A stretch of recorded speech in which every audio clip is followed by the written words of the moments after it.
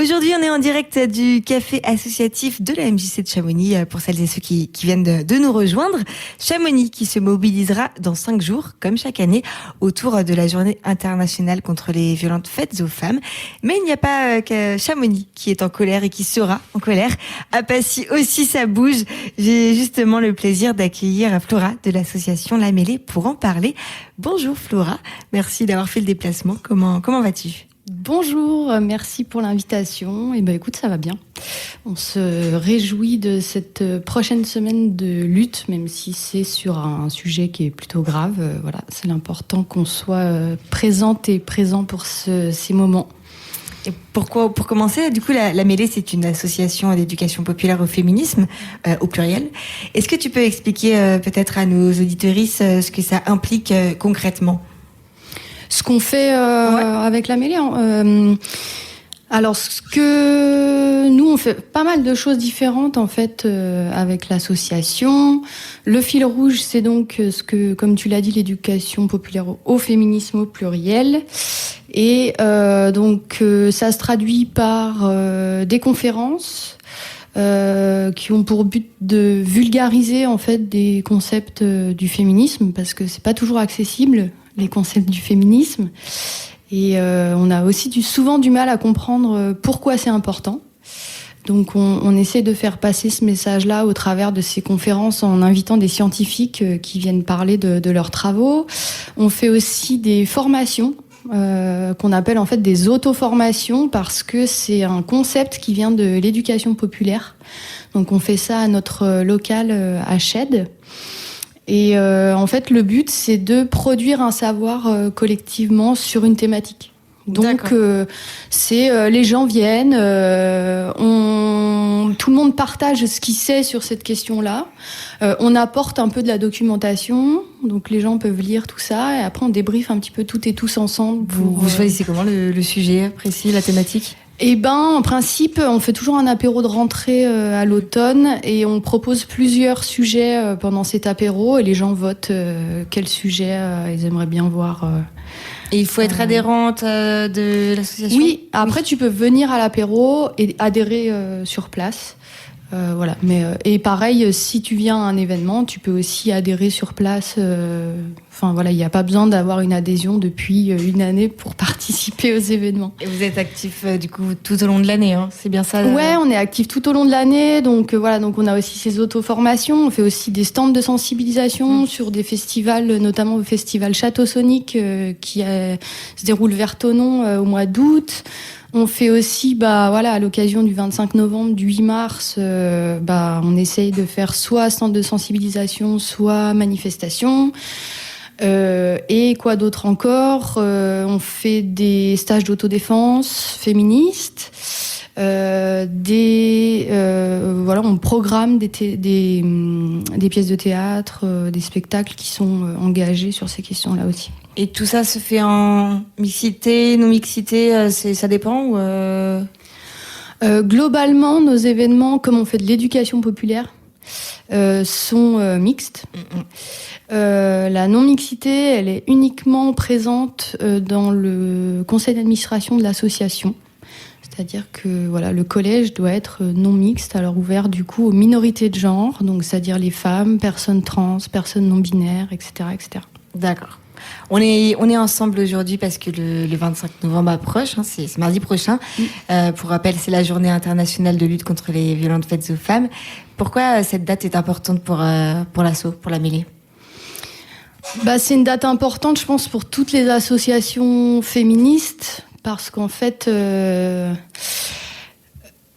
cette journée du 25 novembre, elle met en lumière qu'il y a en fait encore pas mal de personnes qui meurent du fait de pas être des hommes dans notre société. J'ai repris les chiffres de nous toutes là au 19 novembre, donc hier, on est à 144 féminicides, donc c'est-à-dire femmes tuées en raison de leur sexe sur cette année en France. Du coup, ça donne quand même un aspect très malheureux, mais aussi très concret sur les conséquences en fait des inégalités entre les femmes et les hommes dans notre société. C'est clair. inégalités, du coup, qui peuvent... voilà, on parle souvent des inégalités de salaire, on parle souvent d'autres types d'inégalités, mais il y a aussi le fait que les inégalités, elles peuvent, dans certains cas, amener à la mort.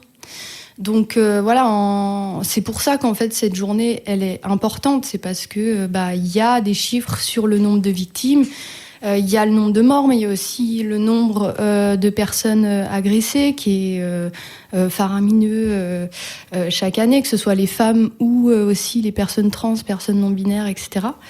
Donc voilà, c'est pour ça que je pense que cette journée elle est très importante pour les militantes. C'est sûr. Et le 24 novembre, vous ouvrez du coup les portes de votre local.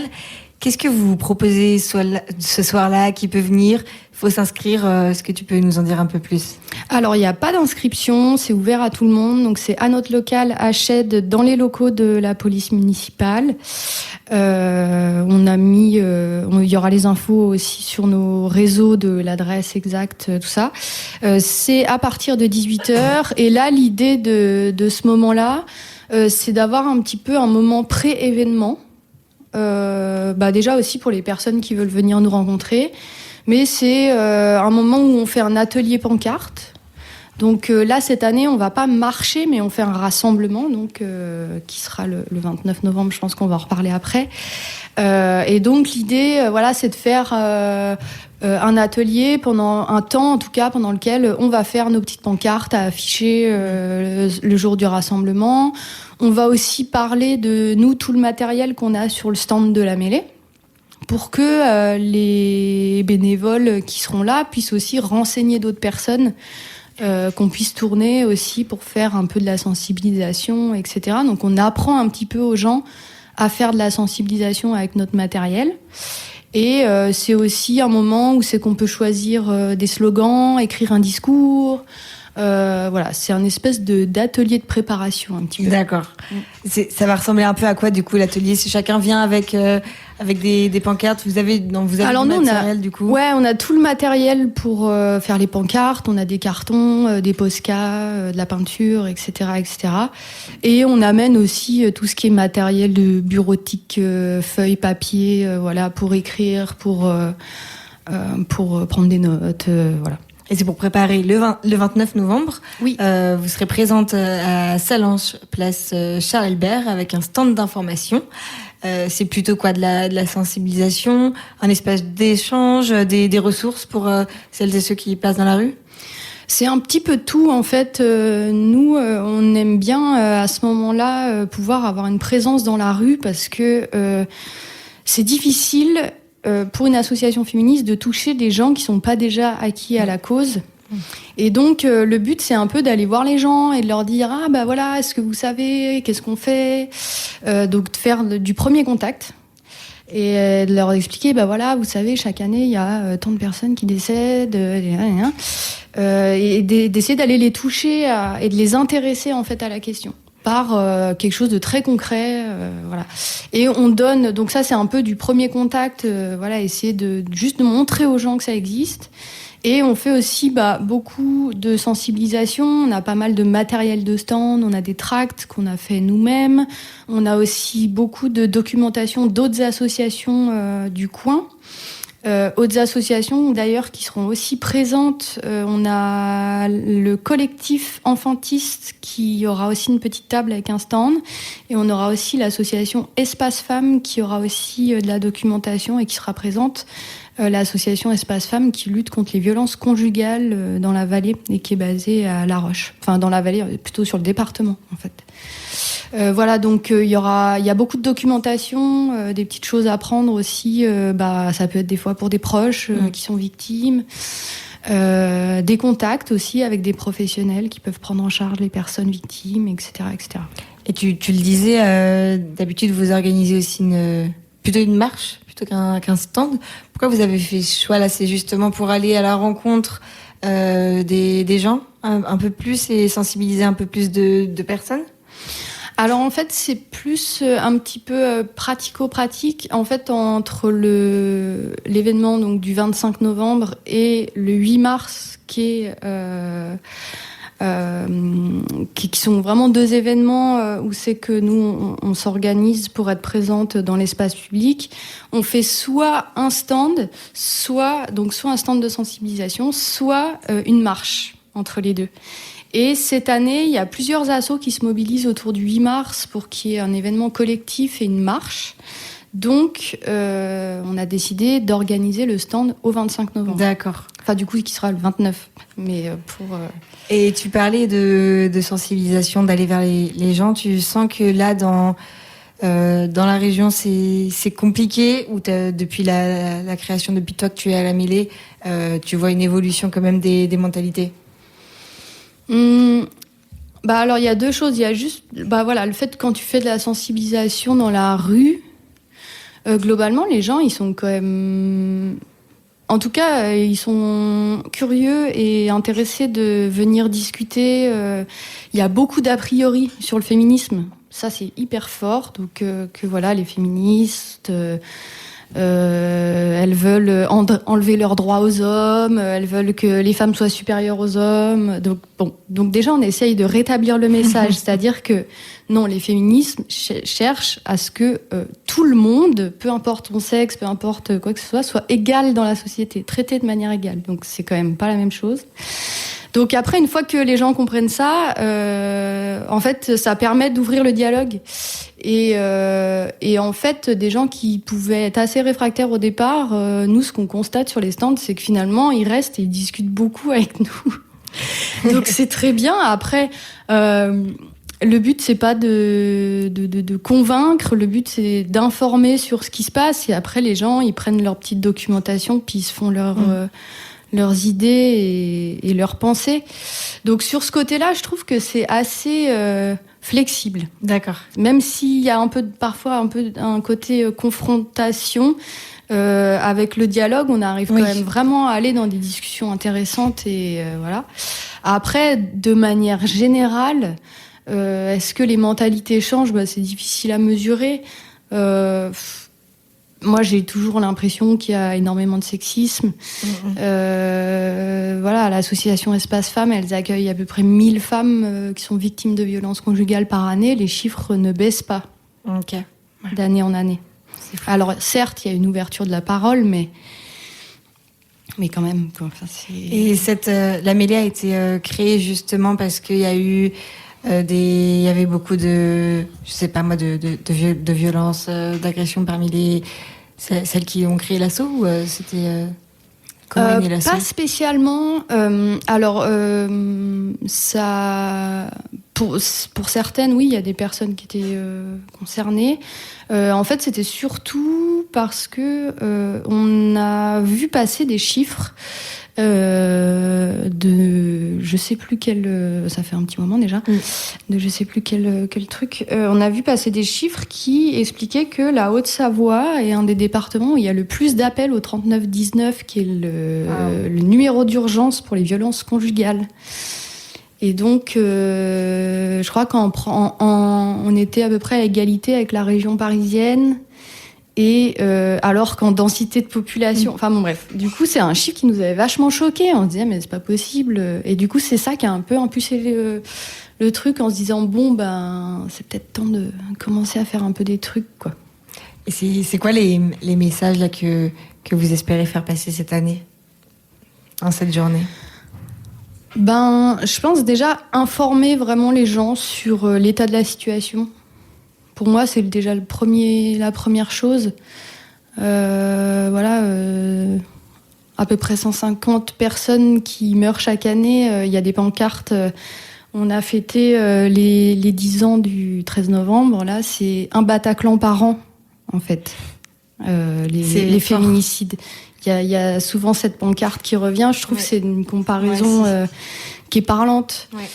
Je pense vraiment le premier objectif, c'est ça, c'est de montrer, de faire un état des lieux aux gens, de dire aujourd'hui où c'est qu'on en est, il faut se mobiliser plus parce qu'il faut que ça change, quoi. Et tu parles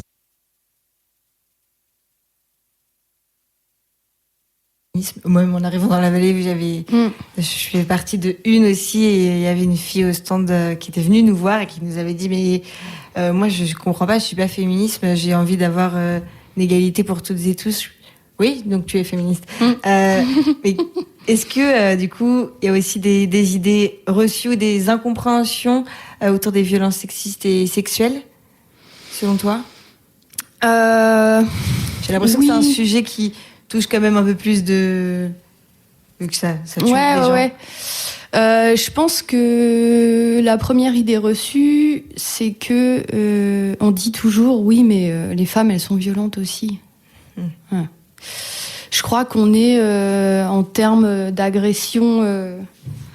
sur les agressions, je veux pas donner des chiffres, mais à peu près des proportions là que j'ai en tête sur les violences conjugales, on doit être à entre 90 et 95% des personnes qui agressent qui sont des hommes. Sur les violences sexistes et sexuelles, on doit être sur un ratio qui est pas aussi élevé, mais qui est quand même qui pèse largement envers le fait que malheureusement, les agressions sont quand même en majorité effectuées par des hommes. Après, cette dernière année, il y avait aussi l'affaire de Gisèle Pelicot, que tout le monde a bien vu passer. Oui. Et puis, ça ouvre la discussion dans le sens que c'était très, très bien médiatisé. Oui, et c'était surtout assez fou, assez hors norme. Et en fait, si ça arrive partout, tout le monde. Et ouais. C'est ça que ça a montré le procès Pelicot, c'est qu'en fait, ces comportements agressifs, ils sont généralisés dans la population. Exactement. C'est-à-dire que c'est pas des monstres, les gens qui agressent. C'est nos pères, c'est nos frères, c'est nos oncles, c'est nos grands-pères. Et en fait, ça, c'est aussi un message qui est important à passer parce que ça demande une vraie prise de conscience qu'il y a un réel besoin d'éducation, en fait, des jeunes garçons, des adolescents. Moi, je donne souvent un chiffre qui est très parlant par rapport à cette question des violences. C'est, je crois, plus de 85% des accidents mortels de la route qui sont causés par des hommes. Ah ouais ? Waouh, je ne savais pas du tout. Alors, je ne sais plus sur quelle année il est le chiffre, mais on est, je pense, dans les 5 dernières années. Et donc, ce chiffre, déjà, il révèle les conséquences d'une éducation masculine qui est pas OK, qui est trop agressive. Et ça montre bien qu'en fait, ça touche pas que des agressions de personne à personne, mais c'est aussi tous les accidents en montagne. C'est aussi il y a un livre qui vient de sortir il y a pas longtemps qui s'appelle Le coût de la virilité. C'est une économiste qui a calculé combien ça coûte en fait d'avoir des comportements virilistes chez les hommes. Donc en fait, c'est un truc qui touche toute la sphère de notre société, le fait qu'on apprenne plus aux garçons à être violents, le fait qu'on les apprenne plus à s'affirmer par l'agressivité, le fait qu'on leur apprend aussi plus à prendre des risques, tout ça en fait ça coûte des vies, ça coûte de l'argent, ça coûte des dégâts matériels. Et quand tu en parles justement aux jeunes garçons là, ils réagissent comment? Ils ont conscience de ça? Il y a une déconstruction à avoir. T'as un peu de tout, j'imagine. Alors, moi, j'ai pas été trop confrontée à parler avec des jeunes garçons de ces questions-là. Les jeunes garçons avec qui j'ai pu discuter de ça, ils étaient déjà super acquis à la cause parce que c'était les enfants des mamans, des amis, etc. J'ai pu en parler un petit peu dans les collèges. Et les réactions sont très variées en fait aussi en fonction des classes, en fonction des milieux. Il y a des élèves qui sont hyper à l'écoute et hyper intéressés. Il y a des élèves qui le prennent pas bien. Enfin, pour eux, c'est normal d'avoir ces comportements-là et il y a déjà un truc qui est très ancré. Et du coup, faut essayer de rentrer dans la discussion avec eux pour essayer de leur faire comprendre que c'est pas forcément une norme, quoi, qu'on peut sortir de ce truc qu'on a appris parce que c'est un truc qu'on a appris. Puis c'est pas notre nature. Et du coup, t'aurais un message à adresser à celles et ceux qui hésitent encore à venir le 24 ou le 29, ça serait quoi? J'ai envie de dire que les agressions sexuelles en France, ça touche à peu près une femme sur deux au cours de leur vie. Donc c'est nos proches en fait. Enfin, je pense qu'on a toutes et tous des amis, des mères, des sœurs qui ont vécu des violences. Et en fait, cette mobilisation autour du 25 novembre, elle a pour but de faire bouger les pouvoirs publics aussi. Parce qu'il y a une vraie responsabilité qui est politique et qui doit venir de l'État, qui doit venir d'en haut. Donc en fait, si les gens viennent pas lors de ces événements, on n'a pas de poids non plus. Donc c'est important de venir et c'est important aussi d'amener ses potes et d'amener sa famille pour venir apprendre un peu des trucs et ressortir avec aussi de la documentation, des outils, etc. Et pour vous soutenir et vous rejoindre justement, comment on fait? Pour nous rejoindre, vous pouvez envoyer un mail à l'adresse associationlamaillet@protonmail.com. Proton comme un proton et un neutron. Ouais. Super. Merci beaucoup, Flora, pour cet échange et pour tout le travail que tu mènes avec la mêlée sur le terrain. C'est fort. Et du coup, ça me fait vraiment plaisir de t'accueillir au micro de Globule ce matin. Avec plaisir. Merci beaucoup à vous aussi de nous donner un peu cette visibilité qui est importante sur le plan local. Et puis, on se dit au 24 novembre. Oui, avec plaisir.